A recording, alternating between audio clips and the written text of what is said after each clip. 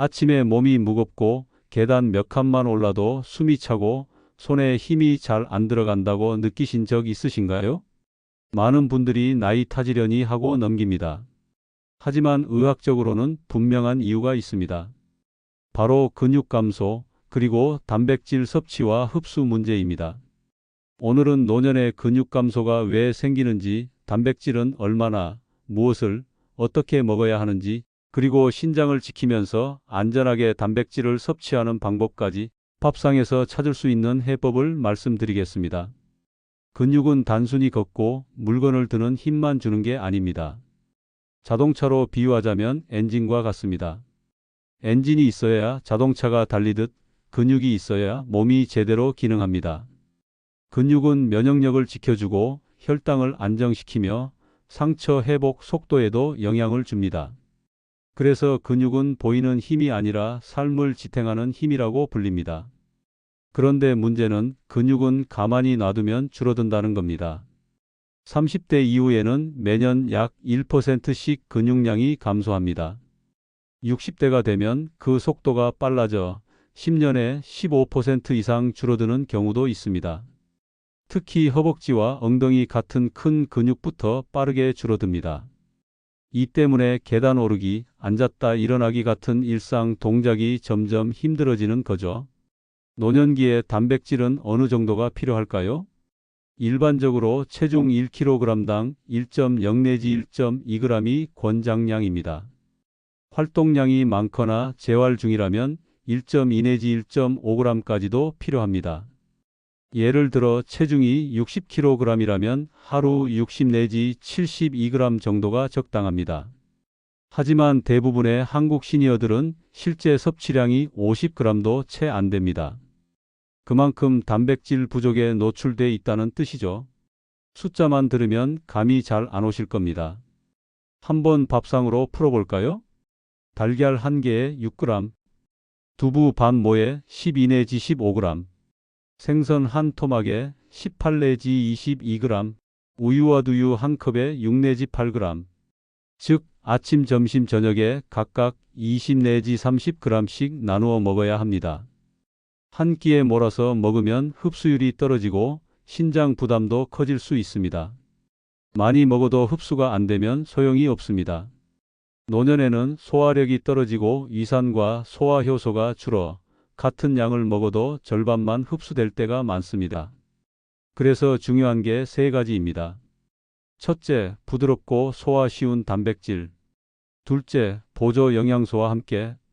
셋째, 지속 가능한 재료. 이 세 가지가 지켜져야 밥상에서 먹은 단백질이 근육으로 이어질 수 있습니다.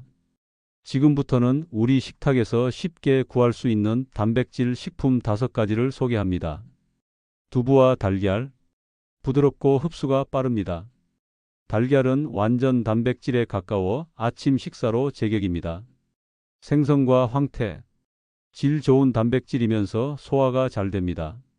특히 황태는 국물 요리로 활용하기 좋아 노년층에게 부담이 없습니다. 건새우와 멸치. 작은 양으로도 단백질과 칼슘, 아연을 농축해서 섭취할 수 있습니다. 볶음, 국물, 무침 등 활용도가 높습니다. 콩과 검은콩. 식물성 단백질은 신장 부담이 덜합니다.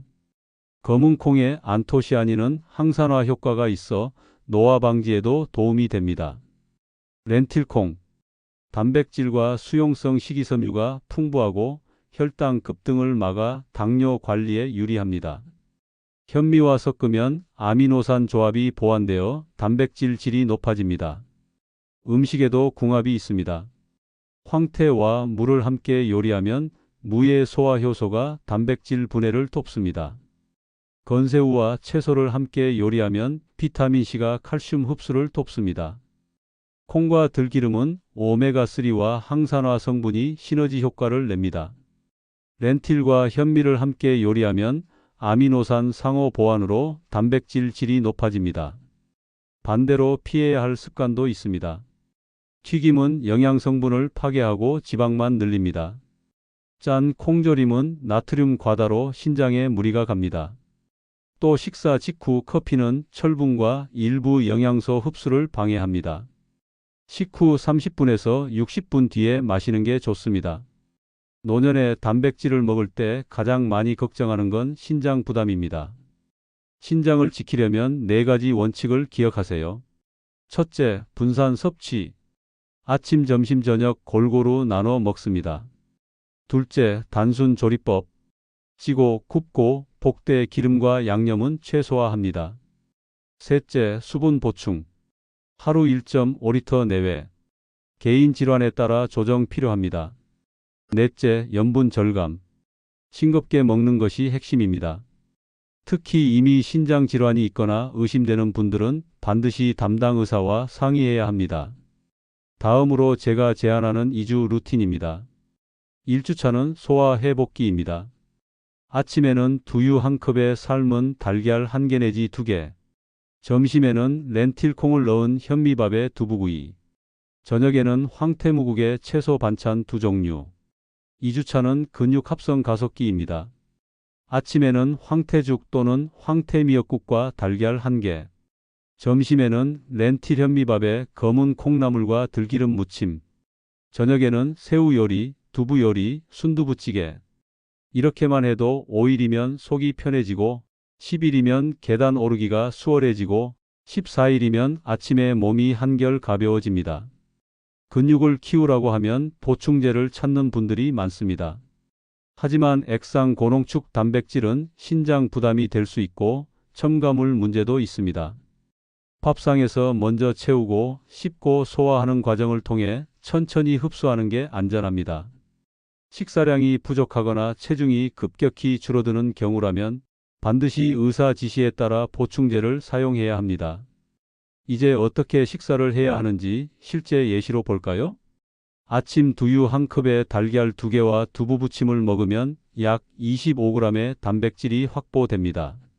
점심은 렌틸 현미밥에 두부 반모, 그리고 멸치볶음을 함께 먹으면 단백질이 약 25g.